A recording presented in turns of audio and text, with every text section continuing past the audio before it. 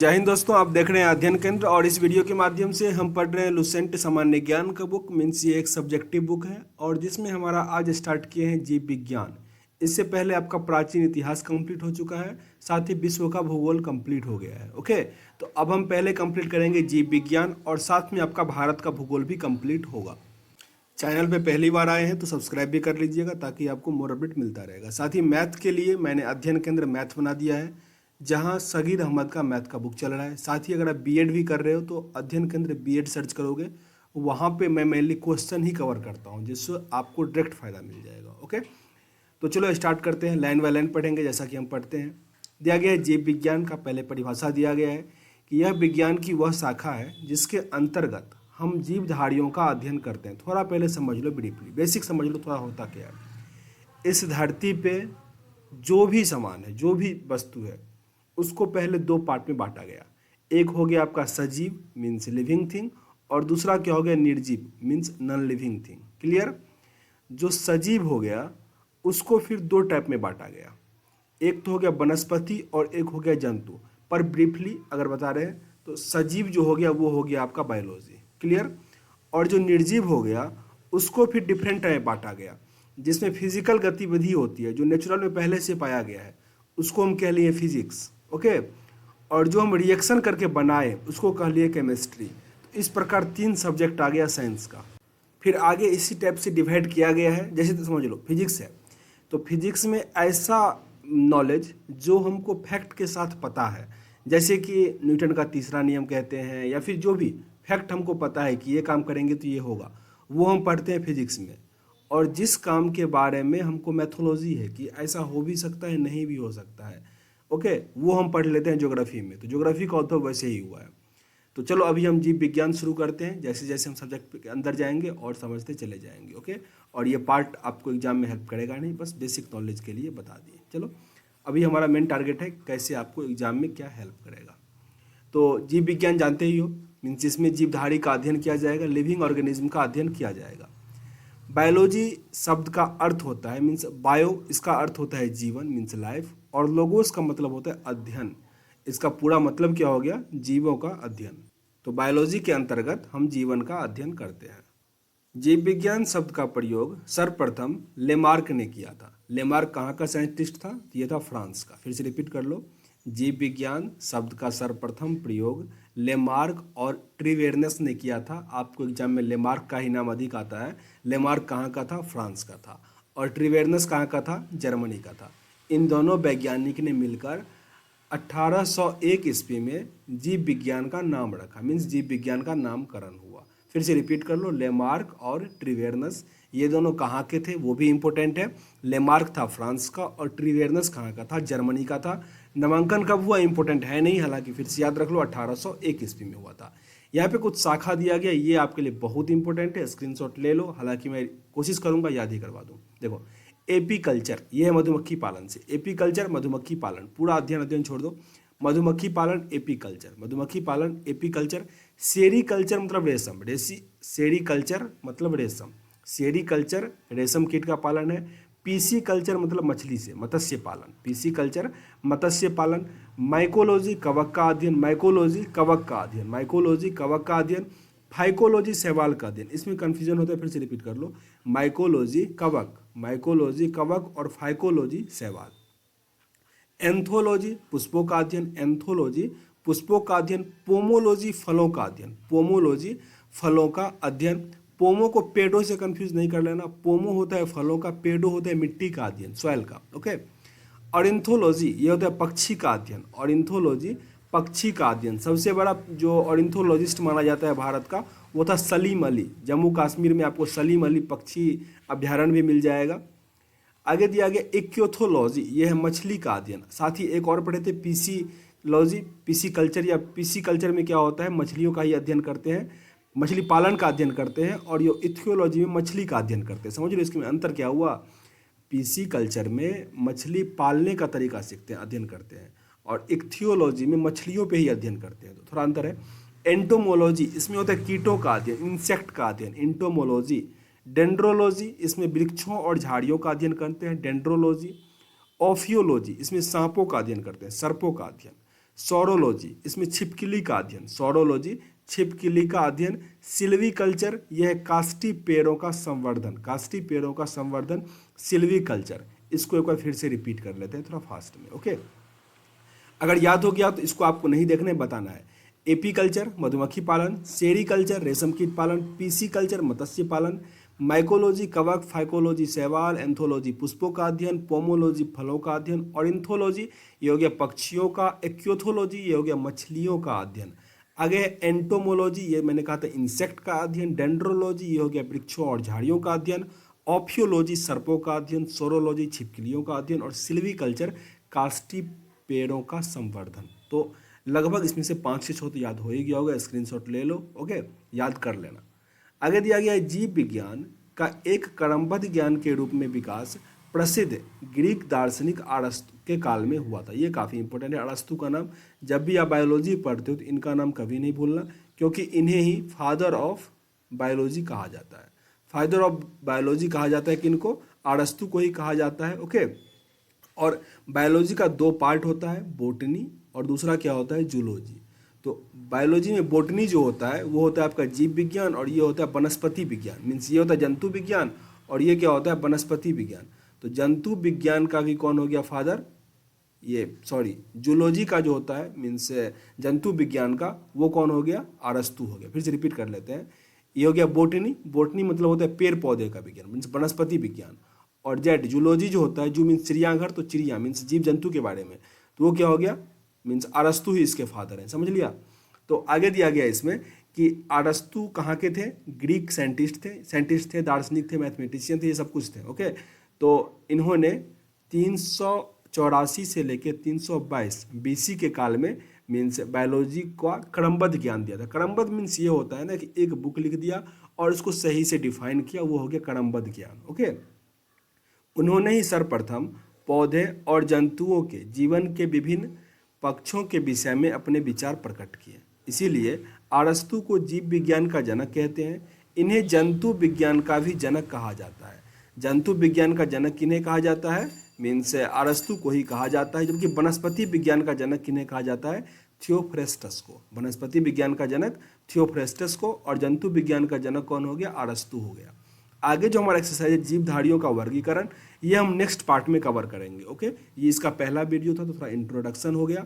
आप लोगों का इसमें ये काम है कि ऊपर जो हम लोगों ने पढ़ा है कि ये टाइप, ये कितना आप लोगों को याद हुआ कमेंट बॉक्स में लिख लो। कमेंट बॉक्स में लिखने में अगर मीन्स आलस आ रहा है तो अपनी कॉपी में लिख लो, पर जरूर लिख लो। साथ ही बायोलॉजी का नाम किसने दिया था, और बायोलॉजी का क्रमबद्ध ज्ञान किसने मीन्स प्रकाशित। चलो स्टार्ट करते हैं। दिया गया है अरस्तु द्वारा समस्त जीवों को 2 समूहों में विभाजित किया गया। इससे पहले ही हम जिक्र क्या कर चुके थे, समझ लो। इससे पहले जिक्र किए थे कि अरस्तु जो था ग्रीक का साइंटिस्ट था, जो पहली बार बायोलॉजी को क्रमबद्ध तरीके से पढ़ाया, मीन्स एस्टेब्लिश किया, ओके। और उन्होंने इसे 2 पार्ट में डिवाइड किया था। एक था जंतु समूह और दूसरा था वनस्पति समूह। जंतु समूह को जंतु विज्ञान कहा गया, मीन्स जूलॉजी, और वनस्पति को बोटनी कहा गया। वनस्पति वो से स्टार्ट है, इसको वो से कर लो और बोटनी हो गया। और जंतु जू चिड़ियाघर, जेड से स्टार्ट कर लो, जूलॉजी, ओके। तो जूलॉजी का जो फादर था वो कौन था, अरस्तु था। इतना तक हमने पिछली क्लास में पढ़ लिया था, ओके। आगे पढ़ते हैं। लिनियस ने भी अपनी पुस्तक सिस्टेमा नेचुरे में संपूर्ण जीवधारियों को 2 जगत में बांटा, ओके। एक उसने कहा प्लांट किंगडम और दूसरा कहा एनिमल किंगडम। ये आपके लिए इंपॉर्टेंट है। सिस्टेमा नेचुरे ये पुस्तक किसने लिखा था, लिनियस ने लिखा था, जिसके अंतर्गत उन्होंने भी बायोलॉजी मीन्स टोटल जीवधारी जो है उसको 2 पार्ट में डिवाइड किया। पहला डिवाइड किया पादप जगत मीन्स प्लांट किंगडम, और दूसरा क्या कहा, एनिमल किंगडम। ये क्लियर यहाँ तक। आगे दिया गया लिनियस ने वर्गीकरण की जो प्रणाली शुरू की, उसी से आधुनिक वर्गीकरण प्रणाली की नींव पड़ी। इसीलिए उन्हें आधुनिक वर्गीकरण का पिता कहा जाता है। ये सेंटेंस आपके लिए काफ़ी इंपॉर्टेंट है। Who is the father of modern taxonomy, तो क्या हो जाएगा, लीनियस। रिपीट करो, आधुनिक वर्गीकरण का पिता किन्हें कहा जाता है, तो लीनियस को कहा जाता है। लिनियस ने अपने पुस्तक सिस्टेमा नेचुरे में जंतु या जीवधारी को 2 पार्ट में डिवाइड किया था। पहला था प्लांट किंगडम और दूसरा क्या था, एनिमल किंगडम। रिपीट कर लो, एनिमल किंगडम का फादर कौन था, अरस्तु, ओके। इंग्लिश में इसको एरिस्टोटल लिखा जाता है, तो गलती नहीं कर लेना, ओके। यहाँ पे एल साइलेंट होता है। आगे दिया गया है जीवधारियों का 5 जगत वर्गीकरण मीन्स 5 में टाइप में उसको क्लासीफाई किया गया था। दिया गया 5 किंगडम क्लासिफिकेशन ऑफ ऑर्गेनिज्म्स, जिसमें दिया गया है परंपरागत द्विजगत वर्गीकरण का स्थान अंततः हिक्केटर था, ठीक ना, हिक्केटर द्वारा 1969 में, ये 1969 वही वर्ष है जिस टाइम हमारा इसरो का स्थापना हुआ था, इसरो का स्थापना हुआ था। उसी टाइम ये जो हिक्केटर था, इन्होंने 2 जगत प्रणाली को कैंसिल करके अपना 5 जगत प्रणाली ले आया था। याद हो गया होगा कि द्विजगत वर्गीकरण किसने किया था, लिनियस ने किया था। उसके बाद 1969 ईस्वी में हिक्केटर ने क्या किया कि उसको 5 जगत प्रणाली में ले आया। इनके अनुसार समस्त जीवों को निम्नलिखित 5 जगत में बांटा गया, जिसमें पहला हो गया मोनेडा, दूसरा प्रोटिस्टा, पादप, कवक और जंतु। इसको फिर से बिना देखे हुए रिपीट करो, मोनेडा, प्रोटिस्टा, पादप, कवक, जंतु। फिर से रिपीट करो, मोनेडा, प्रोटिस्टा, पादप, कवक और जंतु। प्रश्न इसमें से कैसे आएगा, देखो दे देगा कि इनमें से कौन सा हिक्केटर द्वारा 5 जगत में नहीं आता है, तो 4 दे देगा, एक कोई एक्स्ट्रा कुछ दे देगा। तो आप जैसे सवाल दे दे, कवक के बदले में सवाल दे दे, तो याद नहीं रहेगा तो आप गलत टिक कर पाओगे। इसलिए मोनेडा, प्रोटिस्टा, पादप, कवक और जंतु। याद हो गया होगा। ये सब किसने बांटा था, हिक्केटर ने बांटा था 1969 ईस्वी में। अब पहला दिया गया है मोनेडा। मोनेडा के अंतर्गत क्या सब आता है, तो सभी प्रोकैरियोटिक जीव, ओके, अर्थात जीवाणु, साइनोबैक्टीरिया तथा आर्कीबैक्टीरिया सम्मिलित किए जाते हैं। तंतुमय जीवाणु भी इसी में आते हैं। एक सिंपल अगर कहें तो जीवाणु जो भी हुआ वो सब किसके अंतर्गत आ जाएगा, मोनेडा में आ जाता है। क्लियर। दूसरा है प्रोटिस्टा। इस जगत में विविध प्रकार के एक कोशिकीय प्रायः जलीय यूकैरियोटिक जीव सम्मिलित किए जाते हैं। इसमें जो एक कोशिकीय होगा वो इसमें मेनली शामिल किया जाता है। पादप एवं जंतु के बीच स्थित येगलिना इसी जगत में आता है। ये काफ़ी इंपॉर्टेंट है, प्रश्न ऐसे आएगा, पादप और जंतु जगत के बीच की कड़ी किसे कहा जाता है, ये होता है येगलेना। ये पादप और जंतु दोनों के बीच में आ जाता है। जिस प्रकार विषाणु जो है, हमारा वायरस जो है, वो ना ही लिविंग थिंग है और ना ही नॉन लिविंग थिंग है, वो उस दोनों के बीच में आता है, क्योंकि वायरस का कुछ गुण जो है वो लिविंग की तरह है और कुछ उसका नॉन लिविंग की तरह है। उसी प्रकार ये येगलिना जो है, ये थोड़ा इसका पादप का गुण फॉलो करता है और कुछ क्या करता है, जंतु का। इसीलिए इसे पादप और जंतु के बीच का कड़ी कहा जाता है, येगलिना को। बहुत इंपॉर्टेंट है, इसको नहीं भूलना। पादप और जंतु के बीच में स्थित कौन सा है, येगलिना, ओके। और ये किस जगत में आता है, प्रोटिस्टा में आता है। ये येगलिना किस में आता है, प्रोटिस्टा में आता है। यह 2 प्रकार की जीवन पद्धति प्रदर्शित करता है, मतलब सूर्य के प्रकाश में स्वपोषित, मतलब प्रकाश संश्लेषण करेगा, और जब प्रकाश नहीं होता है तब वो इतर पोषित हो जाता है, मतलब इसके अंतर्गत वो क्या करता है, साधारणतः प्रोटोजोआ आते हैं। क्लियर, मीन्स वो सिंपल खाना बनाता है। तो आप युगलेना याद रखो, येगलिना ये किसके अंतर्गत आता है, प्रोटिस्टा के अंतर्गत आता है, क्योंकि ये सूर्य के प्रकाश में खाना बनाता है और सूर्य के प्रकाश में क्या कर देता है, इतर पोषित की तरह अपना खाना मीन्स दूसरे पे आश्रित हो जाता है। तो ये हो गया प्रोटिस्टा के अंतर्गत आ गया येगलिना। और मेनली प्रोटिस्टा के अंतर्गत कौन आता है, तो एक कोशिकीय। यहाँ तक क्लियर है। कहीं कोई दिक्कत हो तो जरूर कमेंट बॉक्स में मेंशन करना। हालांकि ये लुसेंट बुक जब कंप्लीट हो जाएगा और उसके बाद एक लुसेंट का सिर्फ साइंस का ही बुक आता है, लुसेंट जनरल साइंस, ओके, तो उसको हम कंप्लीट करेंगे। उसमें थोड़ा विस्तार से बताया गया है। तो हम कोशिश करते हैं जब तक आपका NTPC CBT 1 होगा उससे पहले ये कंप्लीट कर दें, और फिर CBT 2 से पहले हम वो कंप्लीट कर देंगे, ताकि आपको एग्जाम में कहीं कोई दिक्कत नहीं होगी, ओके। तो आगे हमारा तीसरा दिया गया है पादप। इस जगत में प्रायः सभी रंगीन बहुकोशिकीय प्रकाश संश्लेषी उत्पादक जीव सम्मिलित किए जाते हैं। इसमें बस ये समझो कि जो प्रकाश संश्लेषण करेगा वो किस में आएगा, तो पादप में आएगा। जैसे कि शैवाल, मौस, पुष्पीय तथा अपुष्पीय बीजीय पौधे इसी जगत के अंग है। तो पादप मीन्स प्लांट, आसानी से क्लासीफाई कर सकते हो। कवक मीन्स फंगी। इस जगत में वे यूकैरियोटिक तथा परपोषित जीवधारी सम्मिलित किए जाते हैं जिसमें अवशोषण द्वारा पोषण होता है, जिसमें अवशोषण द्वारा पोषण होता है। ये सभी क्या होते हैं, इतर पोषित होते हैं, मतलब ये प्रकाश संश्लेषण नहीं करता।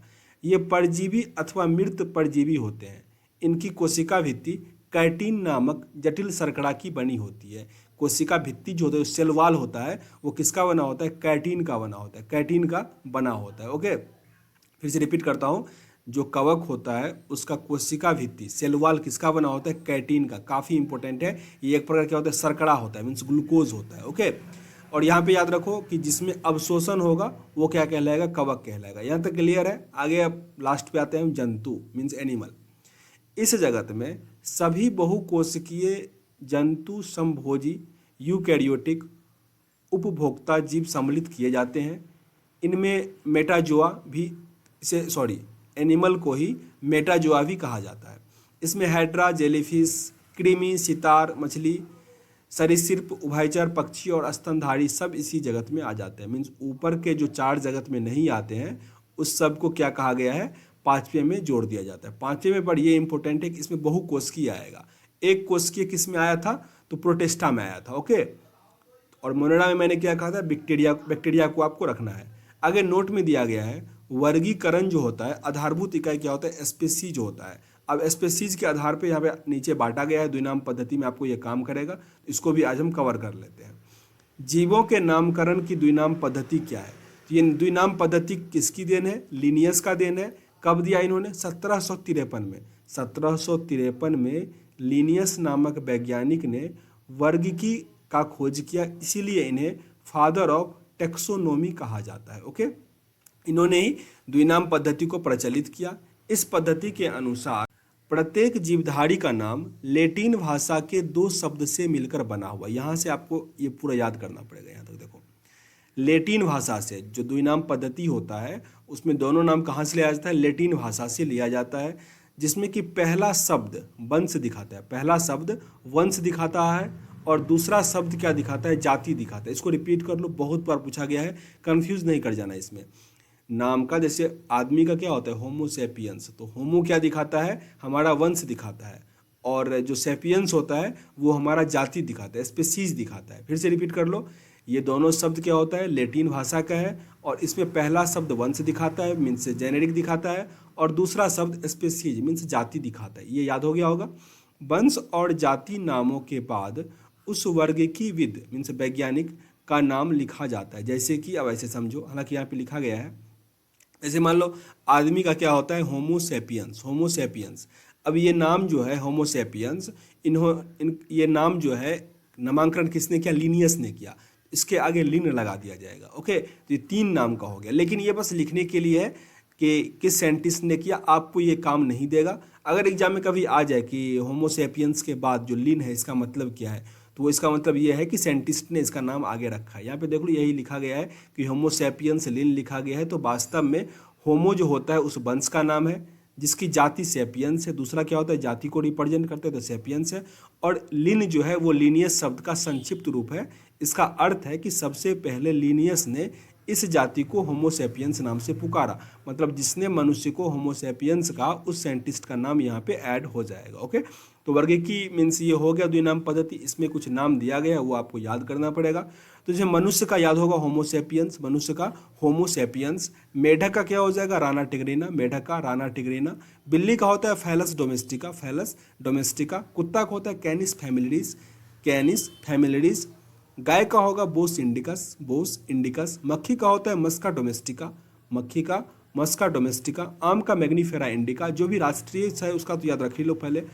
आम का क्या होगा, मैग्नीफेरा इंडिका। जैसे मोर का क्या होता है, पावो क्रिस्टेटस, मोर का क्या होता है, पावो क्रिस्टेटस। आगे दिया गया आम का मैग्नीफेरा इंडिका। धान का क्या होता है, ओरिजा एस्टिवा, ओरिजा एस्टिवा। गेहूं का होता है ट्रिटिकम, ट्रेटिकम एस्टिवम, ट्रेटिकम एस्टिवम। मटर का होता है पीसम एस्टिवम, पीसम एस्टिवम। चना का होता है सीसर एरिट्रिनम, सीसर एरिट्रिनम। और सरसों का होता है बेरेसिका कैम्पिटस, बेरेसिका कैम्पिस्टर्स। यहाँ पे कुछ कुछ नहीं दिया हुआ है, जैसे कि टाइगर का क्या होता है, टाइगर हमारा राष्ट्रीय एनिमल है तो उसका क्या हो जाता है, पैंथेरा टिग्रिस। ओके, तो ये सब याद रख लो। मीन्स मोर का मैंने कहते पावो क्रिस्टेटस। एक कमल का फूल हुआ उसका नेलम्बो करके कुछ होता है, नोलम्बो करके, ठीक ना। तो एक भी याद रखोगे तो आपका ऑप्शन में रहेगा, आप आसानी से टिक कर पाओगे। तो आज का हमारा ये सेशन कंप्लीट करते हैं। और मैंने कहा था कि आप लोगों से 5 प्रश्न पूछा जाएगा, तो 5 प्रश्न हम पूछ रहे हैं। आपको इसका आंसर कमेंट बॉक्स में देना है। पहला तो ये हो गया कि 5 पद्धति सिद्धांत किसने दिया था, जीवधारियों को 5 पार्ट में किसने बांटा था। हो सके तो उसका नाम भी लिख देना, वो 5 पार्ट का नाम लिख देना। ओके, दूसरा प्रश्न है बहुकोशिकीय जीव जो होता है वो किस जगत में आता है। ओके, तीसरा क्वेश्चन मैं पूछ रहा हूँ कि जो मोर होता है, मोर, उसका बोटनिकल नेम क्या हुआ।